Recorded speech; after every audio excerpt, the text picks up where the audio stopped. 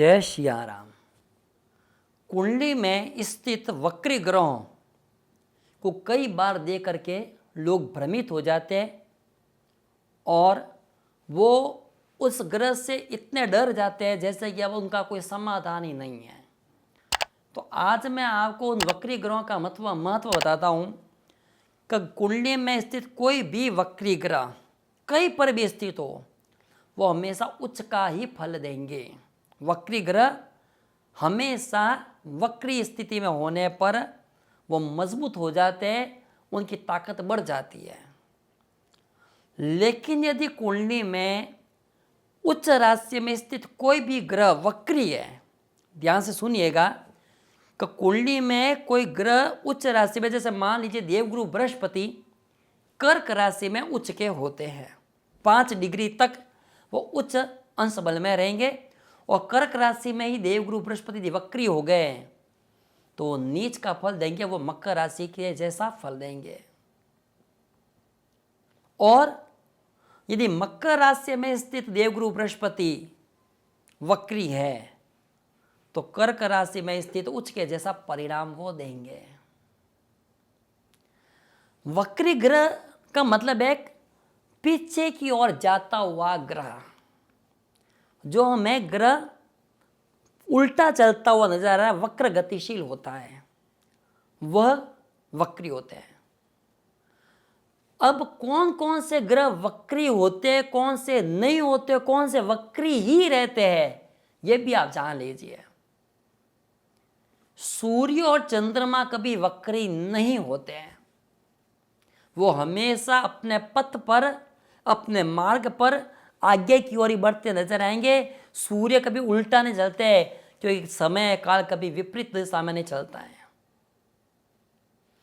और चंद्रमा भी सूर्य का ही प्रतीक है, वो इसी का प्रतिबिंब है, वो उसी का ही रूप है, तो चंद्रमा भी कभी वक्री नहीं होता है।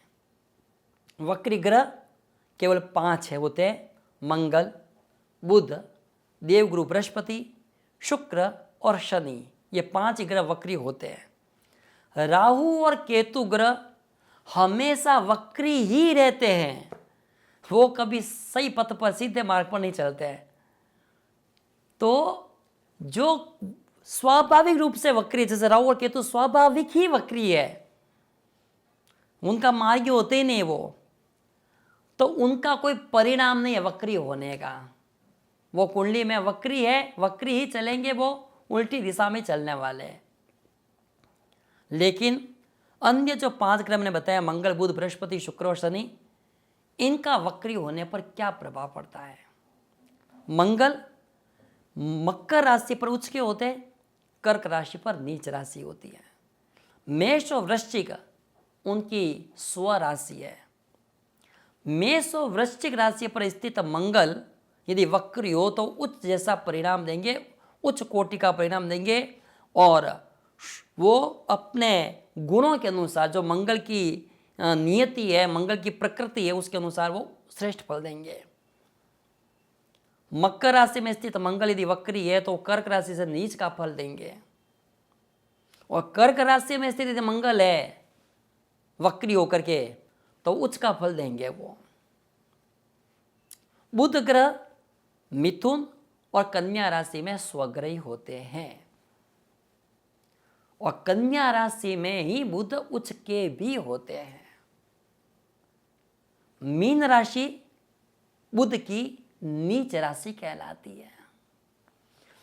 जब किसी जातक की कुंडली में बुध ग्रह वक्री होगा तो उसको सबसे पहले वाणीगत दोष हो जाएगा, कि बुध वाणी के कारक होते हैं, वाचा शक्ति कारक हो बुध।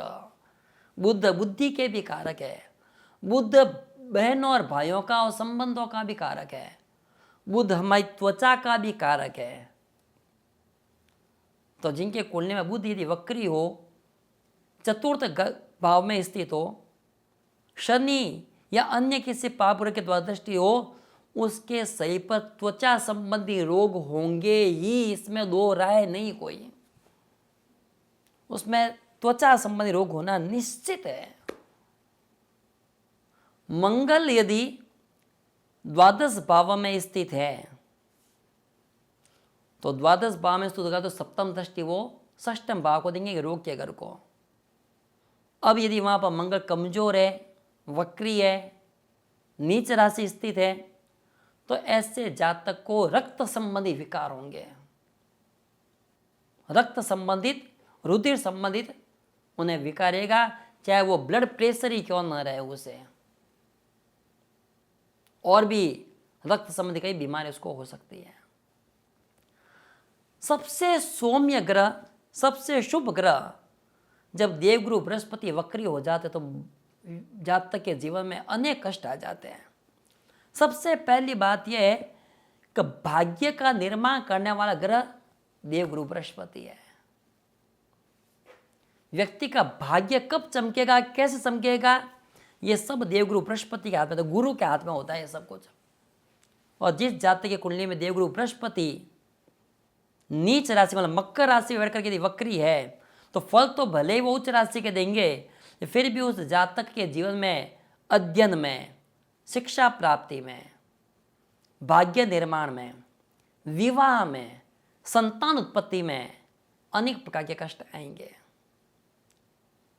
उसके जीवन में कोई सद्गुरु की प्राप्ति नहीं होगी और वो हमेशा अपने किस्मत को आजमाने के लिए बहुत परिश्रम करेगा, लेकिन हमेशा वो 2 कदम पीछे रहेगा, 4 कदम आगे नहीं जा सकेगा।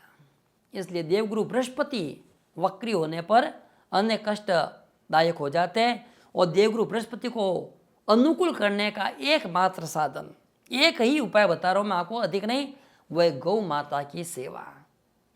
सर्वदेवोमयी गौ माता, गौ माता को प्रसन्न कीजिए, गौ माता की सेवा कीजिए, उन्हें विविध प्रकार के भोज्य पदार्थ दीजिए, उन्हें गुड़, रोटी, चावल इत्यादि दीजिए, तो उससे देवगुरु बृहस्पति की अनुकूलता प्राप्त हो जाएगी।